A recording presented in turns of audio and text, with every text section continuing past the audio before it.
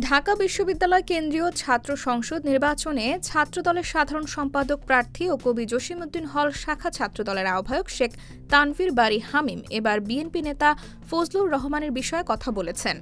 জুলাই গণঅভ্যুত্থান নিয়ে দেওয়া বিতর্কিত বক্তব্যের জেরে তাকে দল থেকে শোকজ করা হয়েছে।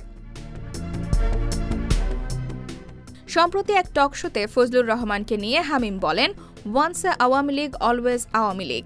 সাবেক ছাত্রলীগ নেতা ফজলুর রহমান আজকে বিএনপিতে এসেছেন, ২-৩বার দল থেকে এমপিও হয়েছেন।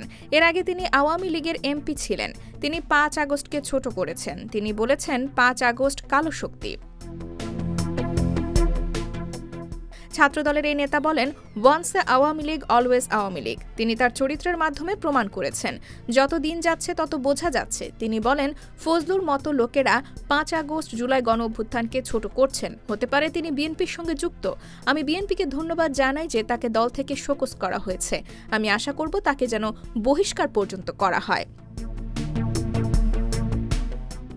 IBTV USA, new York.